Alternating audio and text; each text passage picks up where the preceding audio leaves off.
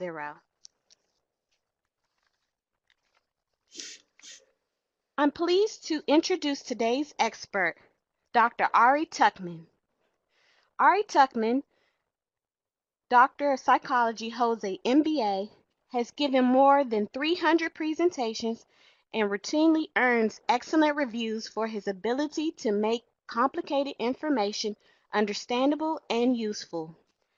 He is the author of 3 books: Understand Your Brain, Get More Done, More Attention, Less Deficit, and Integrative Treatment for Adult ADHD.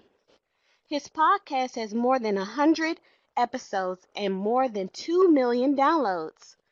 He practices psychology in a private practice in Westchester, Pennsylvania. A former board member of CHAD National and co-chair of the CHAD Conference Committee. Again, we are pleased to welcome Dr. Ari Tuckman. Dr. Tuckman, if you'd like to begin today's presentation.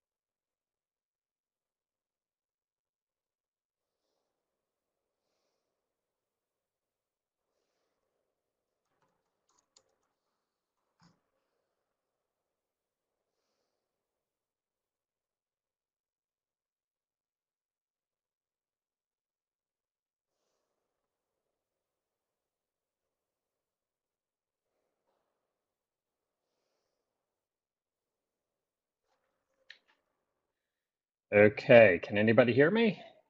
Are we good to go here? I'm not sure if this is going out. So, or Robin, if you have any, or Carlita as Robin, if you have any intros or anything, or do I just sort of jump in? So, okay. All right, why don't we go ahead? Sorry about that. I was waiting for an intro. So, well, welcome everybody. Thanks for joining us. I think that this is going to be an interesting presentation. I think for me, this is a really important presentation.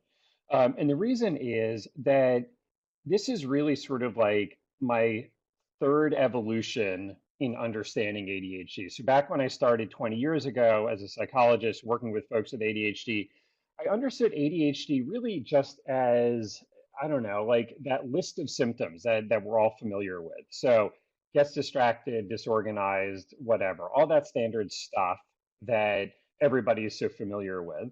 Um, my second evolution then was once I understood the executive functions, and all of a sudden I was like, wow, this really makes a big difference in terms of how I understand ADHD. Now, this latest evolution is ADHD really kind of in relation to time. And that is what we're going to be talking about is how does ADHD impact somebody's relationship to time in terms of seeing time, feeling time, getting tasks done in relation to time.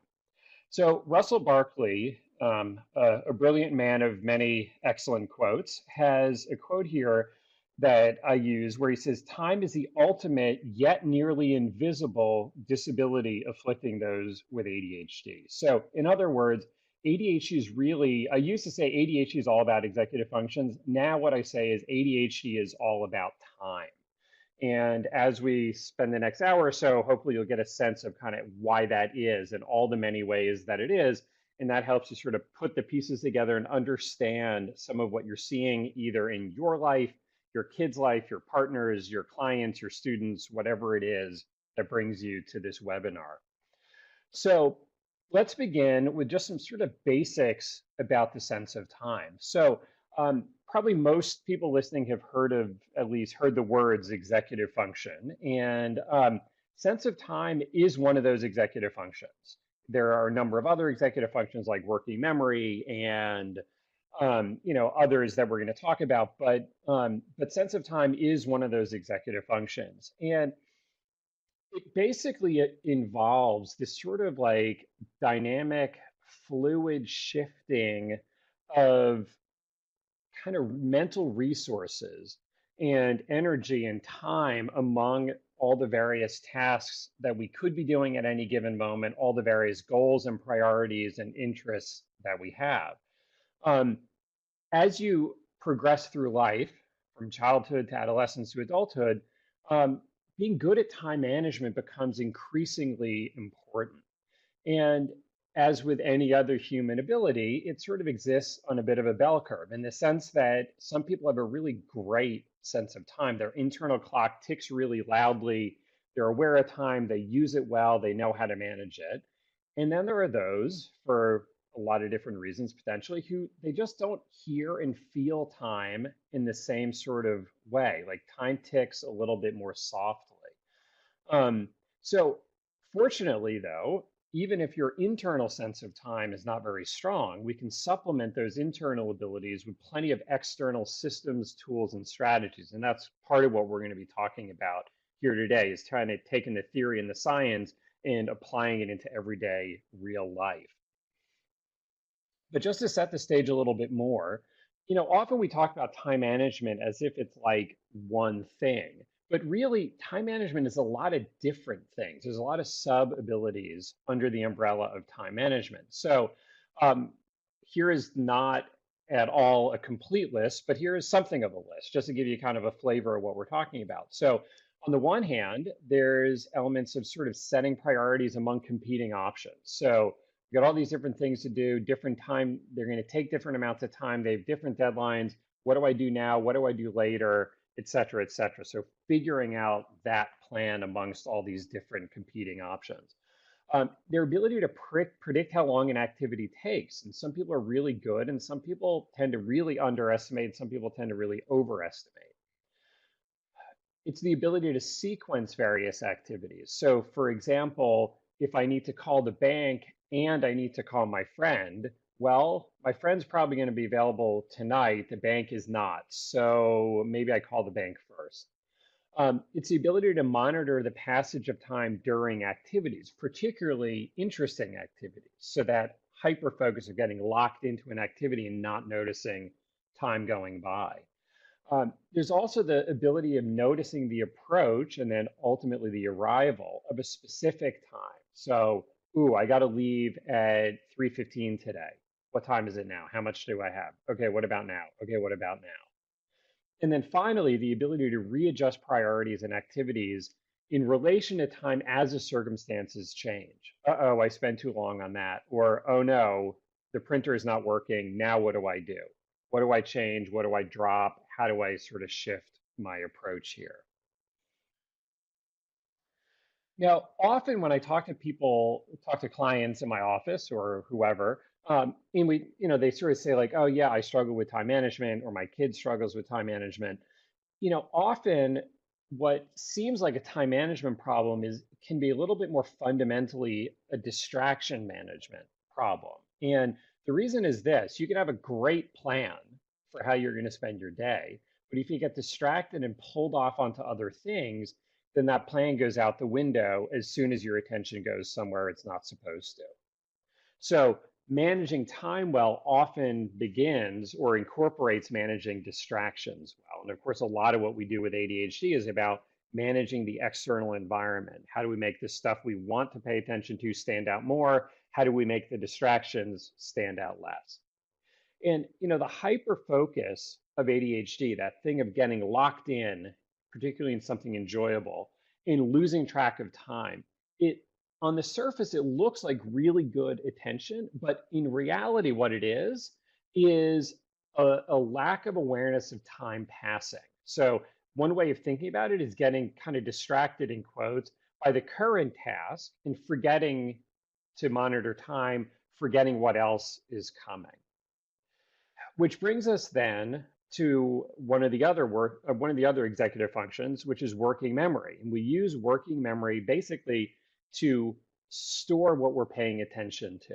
And when we're holding something in working memory, we are then also resisting having that task get bumped out by something else. So when you're walking from one room to the next and saying like, oh, I need to go do this, and then you see something else and you get distracted and pulled off, that's what's happened is the distraction, I say it kind of hijacked your working memory, that the distraction knocked out the plan that you walked into the room with. Ultimately, the executive functions and time management here in particular is really about the future, that we use time management not necessarily to achieve the goals of the present, but to achieve the goals of the future. So if something takes just a few seconds and you can just do it and done, it doesn't require time management. You just sort of finish it, and there's hardly any time there to manage, so to speak. Unfortunately, most of life, and especially as you move out of the toddler years, most of life involves a lot of the future.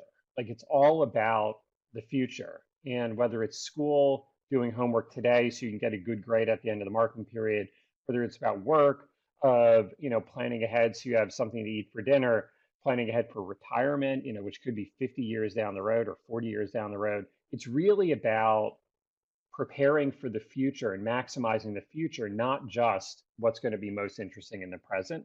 And often working towards the future means resisting what's happening in the present. So in order then to think about the future, in order to act towards the future, we need to first kind of disconnect from the stimuli or the goals or the interests that are in our immediate circumstances in the present. So, like just a simplistic example of this is here I am, I should be doing my math homework.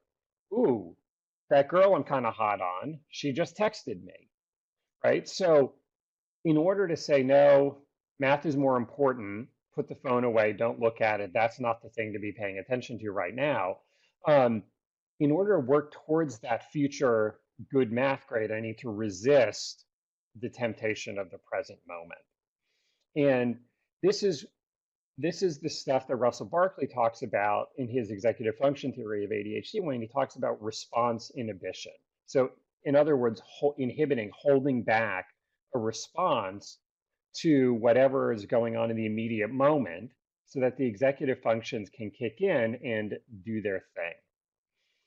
So time management then, one of the ways of thinking about it is time management involves internal control over our behavior and what we do, not simply external or environmental control. So when we get pulled by the things around us in the moment, when we get distracted, when we lose track of time, it's because the environment is determining too much what we do. And this creates a question then, does time management serve free will? Or does free will give us the ability to manage time? And I definitely did not get a good enough grade in philosophy first semester freshman year in 1988 to answer that question. So I'll defer to greater minds on that. But nonetheless, I think it's kind of an interesting question to think about if you really want to nerd out on time management stuff. So this then brings us to our first of two kind of big, really important key concepts. And the first one here is what's called time horizon. So if you think about the horizon in real life, like let's say you're standing on the beach and you're looking out across the water out to the horizon. If there's a ship way, way, way out there and it's coming towards you, at a certain point in time, it will come close enough sort of over the horizon that you can actually begin to see it. And you go, haha, there's that ship.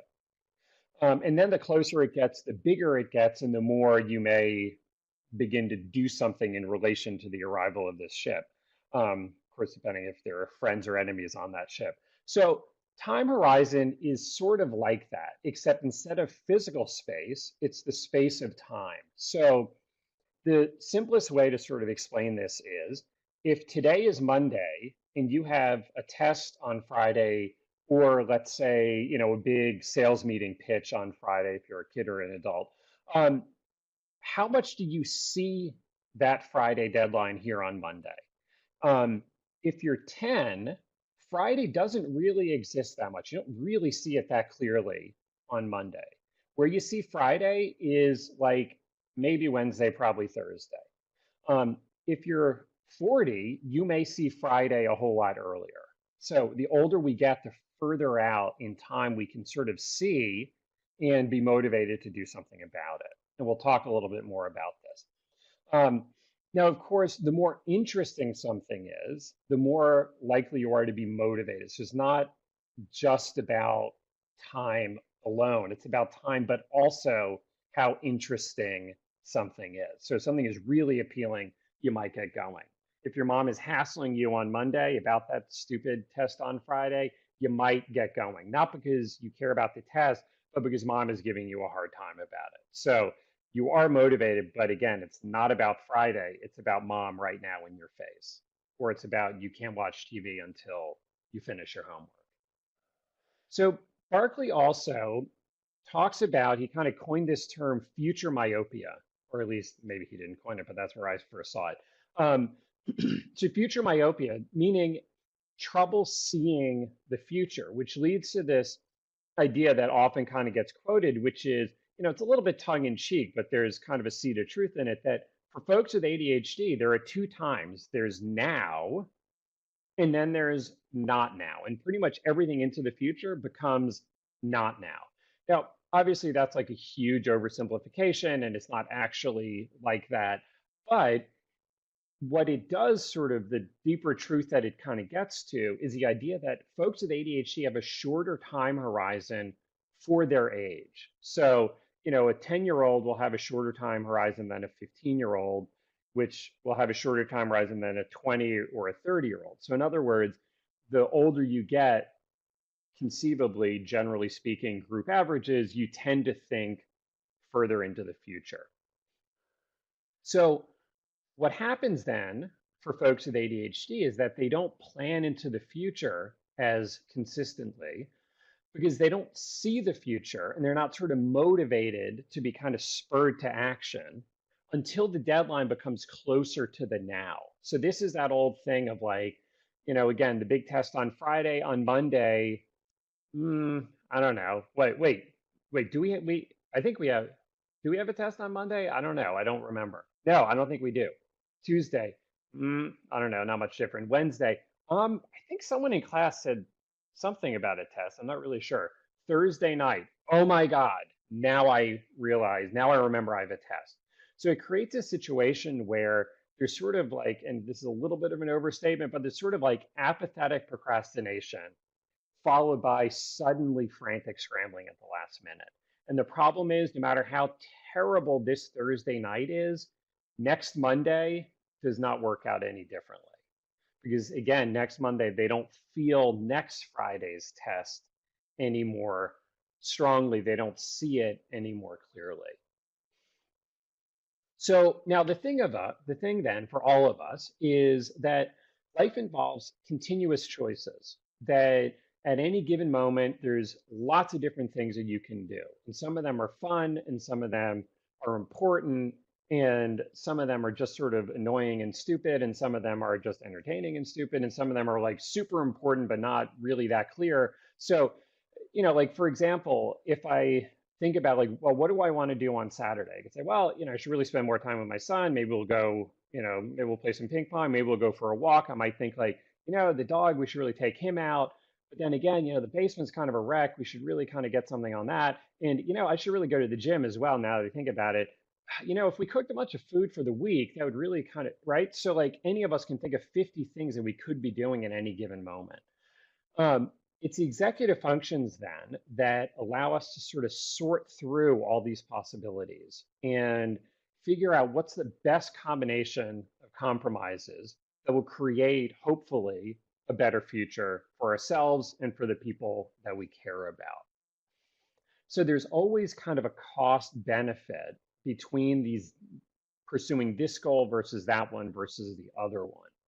And the cost benefit is influenced by time horizon, which then brings us to our second of two really important concepts, which is something called temporal discounting, which is a term from economics. And temporal in this case means time. And basically, the way it works is this. The further out a potential reward or a potential punishment is, the less we feel it now. So the kid on Monday sitting there thinking about the test on Friday he's not really feeling like, how bad would it be if I bombed that test? Or alternatively, how awesome would it be? How great will the weekend be? What cool stuff will I get to be able to do if I get a good grade? How happy will mom and dad be with me? Um, Now, by Thursday night or Friday afternoon after the test, now they may feel it. Um, so on the one hand, all of us feel the present much more strongly than the future. So this is why people are terrible at saving for retirement. This is why people, I don't know, go to McDonald's and then eat too much, and then afterwards they're like, ugh, that was disgusting. Why did I do that? Because in the moment, in the present, you're not thinking about, I'm going to feel like barfing if I eat all of those French fries. What you think about is, these French fries are so delicious, give me more of them. So the challenge then for all of us, every human in the world, is to balance the what's good for us in the present moment and what's good for us in the future. And we're all tempted to sort of maximize the present at the cost of the future. So it could be, these French fries are delicious, I'm going to keep eating them. So I'm going to maximize my pleasure. Or it could be, I'm going to minimize my pain. So I really don't feel like studying. I hate this class. It makes me feel stupid. It's really boring. La, la, la, la, la. I'm not going to deal with it. Right. So in either more pleasure, less pain in the present, except it causes more pain and less pleasure in the future. So if anybody knows the famous kind of Marshmallow Experiment, this is exactly what it's tapping into. So if you look up Marshmallow Experiment on YouTube, basically it's this: an experimenter sits down, this series of very cute, like 4 and 5 year olds or different ages, whatever, and says, I will give you one marshmallow right now, and you are more than welcome to eat it. Or if you can wait a minute, I'm going to go down the hall and I'm going to get a second marshmallow. And if you haven't eaten the first one, I'm going to give you a second one. You'll have two. That sounds great. Two marshmallows, mathematically speaking, is definitely more than one. And yet, a lot of the kids scarf down the first marshmallow. So they are losing out. And yet, I mean, it's easy to look at it as adults and say, why would they do that? And yet, any of us, when we stay up too late, we then pay the price tomorrow, right? We are losing the Marshmallow Experiment when we stay up too late. We're losing the Marshmallow Experiment when we eat too many French fries, when we don't prepare for the meeting that we should, when we, do something to make the present better and then ignore the cost in the future. This is then especially true for folks with ADHD, is that they're more likely to choose the options that have more immediate payoffs. So playing Xbox on Monday night is definitely a much more fun way, a better, more enjoyable way to spend Monday night than studying for a Friday test, except that then they pay the price somehow or other later. So folks with ADHD then really feel the present much more strongly than they feel the future, which therefore creates a situation, it's kind of an unfair fight. Like, the future cannot win over the present, which is why then folks with ADHD struggle to sacrifice in the present in order to create that better future for themselves, until finally and suddenly the future has become the present. Oh my God, I have that test next period. So on the one hand, if you don't really understand ADHD, it's easy to get, and if you're a bit kind of critical and judgmental, it's easy to look on this and really be kind of judgy about it. Because why would you take the smaller payoff? Why would you take one marshmallow when there are two a minute or two away? Definitely wait for the second one.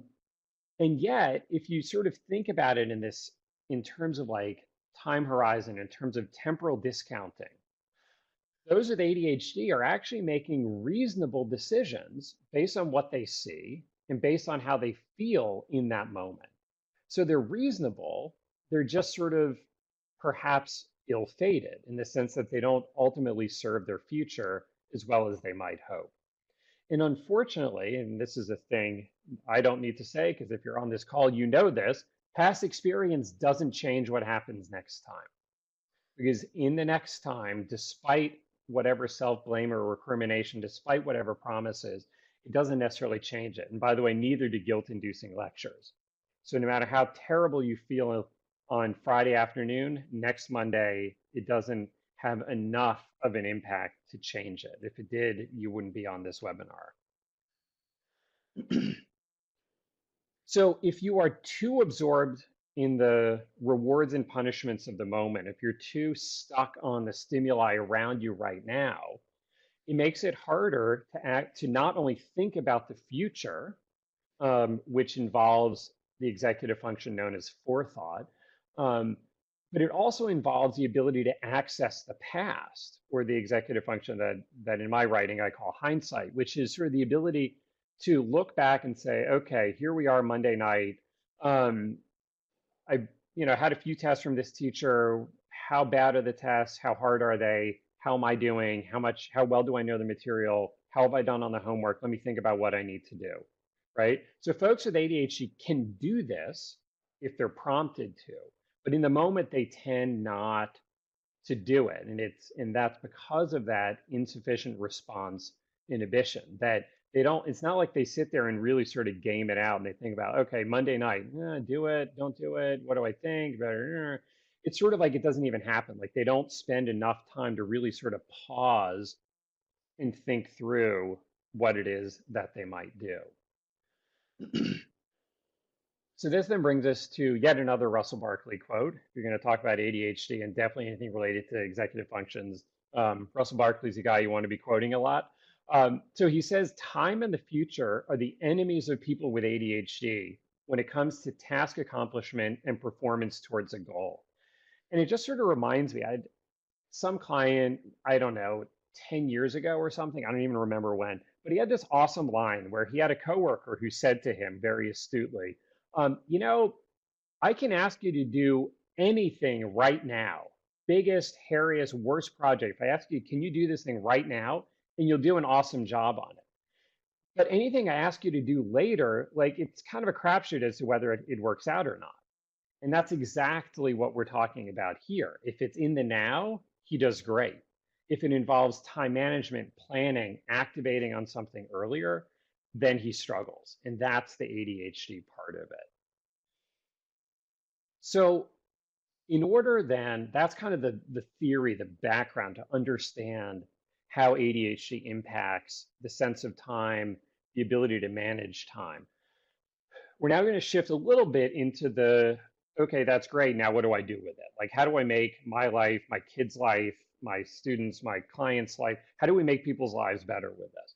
And to do that, we're going to talk about two different things. One is how to help folks with ADHD see time more effectively. And then we're going to also talk about how to help folks with ADHD feel time more effectively. And on the one hand, if I could easily strip ADHD out of all my slides and just give this as a general time management presentation, and it would apply to lots and lots of people. So this is not entirely specific to ADHD. Folks with ADHD don't invent new time management problems that nobody else has, but it's definitely it applies more so, more often to folks with ADHD compared to folks without ADHD. So I just sort of feel like I need to put that in there. But another way of sort of saying it is that all of us could potentially benefit from applying some of these strategies a little bit more consistently. So let's begin by helping folks with ADHD see time by externalizing it. So, as I sort of said earlier in the presentation, because folks with ADHD don't have as strong of an internal clock, they're more dependent on an external clock. Although, frankly, most of us do a lot better with external clocks. So, one of the things that I often kind of recommend is to clients is lots of clocks, lots of alarms, reminders, whatever. So Um, and that means clocks that are easily seen, that are easily visible, not a thing where you got to take out your phone, enter your passcode, press two buttons, and then see what the time is. But clocks up on the wall, direct line of sight, whatever, so that time is easy to see. But also, um, old-fashioned analog clocks, like the clocks that have the two hands that move, are often, especially for kids, but really also for adults, are much better because they're much more sort of tangible. Like you can see the hand moving. You can see, ooh, it's almost on the 12, right? Whereas digital clocks, where it's just the numbers written out, it's completely abstract.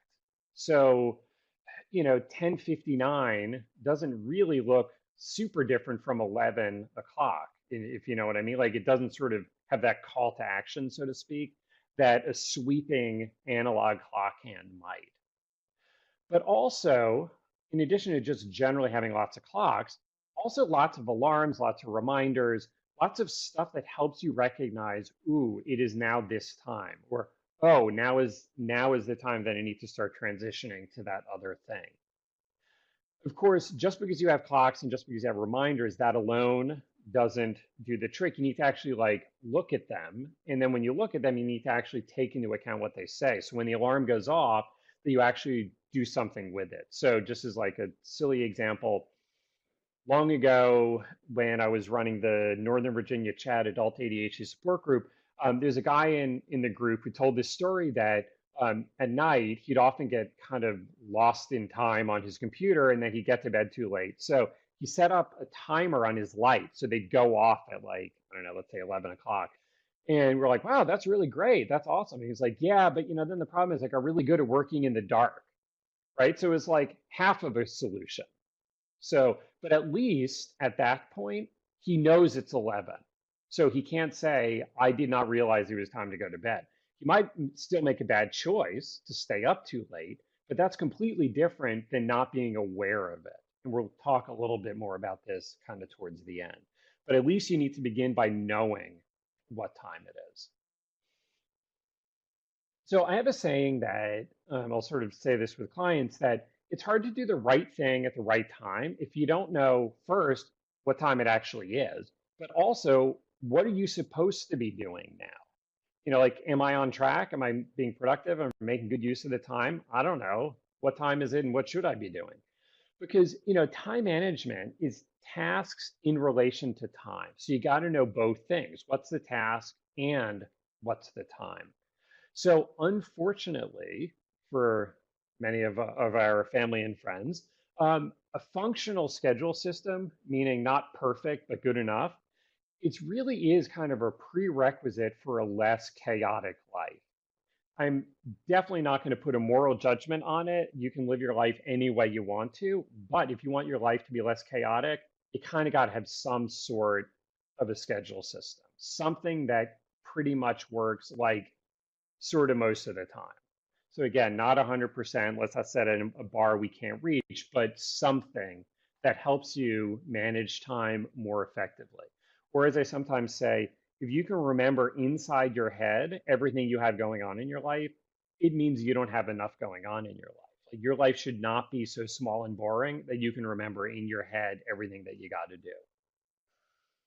Now, related to this is sort of the difference between schedules and to-do lists. So they're both important, they're both helpful, they both do, important jobs in our lives, especially as we head into those adolescent years and then definitely into adulthood. Um, so one of the ways that I sort of think about the difference between schedules and to-do lists is that schedules are for time specific tasks. So in other words, I had to get onto this webinar at 2 o'clock. Or it could be I have a meeting at this time, I have an appointment or whatever. So it's something that happens at a specific time. Whereas to-do lists, technically speaking, are much more about time non-specific tasks. So like I have to email Roberto about, conference proposals. Well, when do I need? Today, now, in an hour, in a minute, next week, next year? Like when is that supposed to happen? Maybe it matters, maybe it doesn't, but To-do lists are really for things that may or may not have a deadline, but they don't have to be done at a specific time. So one of the things then that I recommend is that people take to-do list items and put it into their schedule. And the reason is things that are given a specific time are more likely to happen. Conversely, things that sit on a to-do list can sit there forever because it's sort of one of those things of like, is now the time to do that? I don't know. How about now? Right? So an hour goes by, a day, a week, a year, and it's never gotten off the to-do list. Now, maybe it's because it was never really that important. It just never made the cut. But I don't know. Maybe it's because it was never given an actual time that something was supposed to happen. So to make it more likely to happen, I'll sometimes recommend that people take these to-do list items and make them time specific by putting them into the schedule. So let's see, I can work on that thing Thursday at 2. I can work on it on Friday morning. I can work on it on Saturday. Could be any of these times. Friday morning it is. Bam, I'll stick it in. This is especially helpful if there's some sort of time constraint. So like, I got to call that guy back. All right, well, this is like a business thing, so it has to happen during business hours. I'm not going to say Thursday night to make that phone call unless I can just leave a message. So what's a good time on Friday where he's going to be available, where it's likely that I'm going to get to it? Now, putting it into your schedule doesn't mean that you have to feel kind of constrained and locked in. And I think a lot of people who don't like to plan, they don't want to get stuck in it. You can move it around. If Friday morning something else comes up, I can move that phone call, but at least it has a place to begin with. But also what it does is, especially for our folks with ADHD who kind of overschedule themselves, is as you begin to put stuff into the schedule and block time out, that's going to take 10 minutes, that's going to take an hour, that's going to be 3 hours, you can see your schedule start to fill up. And it then becomes easier to recognize once you're hitting that limit and to not take on more than you can do. This then brings us to sort of the home stretch here, where we're going to talk about feeling time by maximizing motivation. So you got to know what time it is. You got to know what it is that you're supposed to be doing, have something of a decent plan to begin with. But just because you know it doesn't mean that you do it. And that's what we're going to talk about now. So my unofficial slogan of ADHD time management, this is not always true, but it's like too often true, is by the time you feel it, it's too late. So Thursday night, when you're feeling the pressure of the test, it's too late. Either it's too late to actually really prepare well, or it's too late to prepare well and also get a decent night's sleep. So there's some other price paid. And if it's something like I bought the concert tickets too late, or I bought airfare too late, or I paid that bill too late, sometimes the price paid is literally like in dollars. Like you pay a price in dollars of like, oh, got to do overnight shipping. Or all the $200 tickets are gone. I got to buy the $400 airfare because it's like 3 weeks away. So, so let's talk then about how to help folks with ADHD, and maybe everybody, kind of feel time earlier, feel the deadline, feel the pressure earlier when it's a better time to work on it. Unfortunately, the problem with life is that as much as natural consequences can be great motivators, temporal discounting kind of kills those natural consequences. So, the natural consequence, if the thing is, oh, we need to buy, airfare, the natural consequence of those $200 tickets are going to cost me 400. By the time I'm feeling that extra 200 bucks, it's too late. Like, the die has been cast for this plane trip. Now, maybe I'll learn it next time. Maybe I'll sort of apply that and go, oh, got to get on that airfare a little bit earlier. But for our friends with ADHD, they don't feel it the next time as soon as they should, even if they got burned on 10 tickets before this. So in order to feel those natural consequences, those future natural consequences, at a time that we can actually like do something about it, What we need to do is apply forward past experiences and recreate that feeling. So, in other words, if I'm sitting here and I'm watching TV, oh God, the last thing I want to do is get onto Expedia or Delta.com or whatever and start like looking for ticket options and what I like. I'm just done. Like, I don't want to deal with that. But if I think about it, I'm like, all right, well, let's think about what happened last time. I had to spend more money and the times really sort of sucked and I had a layover somewhere I didn't want. Like, okay, I really hated that. I was really mad at myself when I took too long. So I don't want to feel that way again. If I don't do this now, I might put myself into that position of feeling that again. So, fine, okay, okay, grab the laptop, let's turn off the TV, let's start looking. Because folks with ADHD have a harder time bringing that hindsight into the moment or that forethought of thinking about, like, well, wait a second, we're looking at that trip kind of over the holidays, definitely a lot more people competing for tickets, really should get on that earlier than like some random Tuesday in the middle of the year. So, not pausing long enough to consider the past, not pausing long enough to consider the future. So, some ways then to feel the future now is, or as I sometimes say, to bring the future into the present, is by making those consequences more immediate. So, if we tell our kids, okay, if you if we tell our kids, like, here's the deal, you can't play Xbox or whatever until you do your homework, that's definitely more immediate. As opposed to if we say, if you don't get your grade up before the weekend, now is Monday, you can't go out this weekend, like much less immediate, much less likely to be effective. A lot of ADHD management involved making stuff more immediate, making it more frequent. So every day we're going to do this homework check, making more external. So not just simply, boy, doesn't it really feel good? Doesn't it give you a warm glow to know that your homework is all completed? But make it, which is an internal motivation, instead to make it a bit more external, which is, look, once your homework is done, we'll play some ping pong. It'll be great. Make it more salient, meaning something that the person actually cares about, that they care about, not you. So you may care about grades and totally understand why it matters, but your surly 13-year-old may not get it. Like, they don't get it, they don't see it, they don't feel it. You're just Charlie Brown's teacher, blah, blah, blah, blah, blah, blah, blah, right? So find a way that matters to them. And then finally, be as consistent as you can. You don't have to be 100%, but as consistent as you can, because what happens is we talk ourselves into believing, well, maybe it won't work out. Maybe the teacher won't check it today. Maybe mom won't actually look to see if I did my homework until after I've already left to go to the movies, right? So like the less consistent it is, the more likely we are to kind of like roll the dice and hope for the best.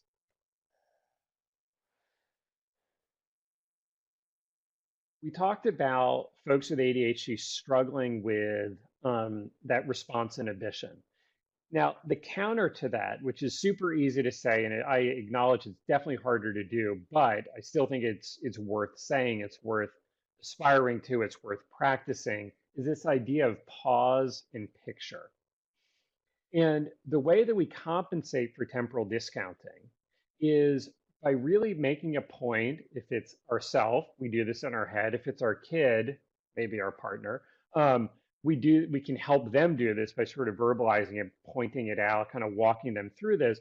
But to pause and visualize, how will I feel in the future based on what I do or don't do now. So if I'm sitting there on Monday and thinking, I've got this homework, this big test on Friday, kind of like, yeah, who cares? Whatever. It's fine. I'll sort of figure it out later, right? Not really thinking about it. But if I do this myself, or perhaps I'm coached to do it, think about, like, okay, let's think about what Thursday looks like. Let's think about, how do you feel all day in school on Thursday? Let's talk about what Thursday night looks like. What is that experience like for you when you have to cram for a test? Let's think about what Friday feels like when you've stayed up too late and you've slogged it out studying Thursday night. Let's think about what the rest of Friday feels like because now you're sleep deprived. Let's think about what it feels like when the teacher says, all right, your tests are coming back. Like, what's that feeling in your gut that happens when you hear those words? And to really picture it as vividly as possible, not in some abstract thing of like, good grades are good. I want a good grade. But to think specifically, like, how will I feel in that situation? And to really sort of compare and contrast acting or not acting. Or another way of putting it is, how will future you feel about present you? And I'll sometimes do this a little bit as a joke, but to say, especially like to a teenager, to say, the problem is like, here we are Monday you, Thursday you is going to be freaking pissed. He's going to be totally cursing you out and saying like, that bastard Monday me, he totally set me up. He's totally screwed me on this one. If he had done something, I'd be in such a better place here on Thursday, right? And I'll sort of like overplay it and sort of ham it up a bit to sort of drive home the ridiculousness of it. But I think it gets their attention, and I think it maybe makes it a little bit more kind of tangible for them. That this is not about me, it's not about the teacher, it's not about their parents, it's about how will they feel in that situation. So the more you can bring the present in, or the future into the present, the more likely you're going to be motivated into actual action. Now, in all of this, we're talking about time management as there's sort of like the cognitive skills, sensing time, planning, prioritizing. And those are sort of, psychologists call them like cold skills. But then there's also like hot skills. So like cold is, this is like an artificial distinction, but cold is the intellectual skills and hot is the emotional ones. So there's the hot motivation to actually use those skills. So, um, just as one example, if the alarm goes off and says, all right, time to go. If you want to get that appointment on time, now's the time to get up. You may then, at that point, you know that it's time to go, but you may still choose not to do it. So like, the guy in my support group who, had all the lights go off, definitely hard to miss. And yet he would make a choice sometimes to continue on whatever he was doing. Like, technically speaking, at that point, that's not really a time management problem. That's like a decision problem that, but again, at least then he made a conscious choice. And at least then he had a shot at making a better choice. So sense of time then creates awareness, and without awareness, nothing else happens. But then we need the motivation to act on that information, and we need to sort of feel the future in order to have that motivation. So sometimes then, especially if we're talking about kids and teens, and especially if we're talking about getting them to do stuff they don't really feel like doing, some of our challenge then is to help them see the benefit to them personally. And sometimes, I mean, a lot of parenting is, yeah, I know, but you just got to take my word for it. Or, no, you're not eating all candy for dinner. You definitely are going to get a vegetable in. And that's just the way it is. So, like, families are not democracies, classrooms are not democracies. But to the extent that we can connect it to something that's important to them, they're definitely going to be more motivated to try to do it. So let's take, I guess we've got about 10 minutes here. Let's take some questions and we'll see how we did.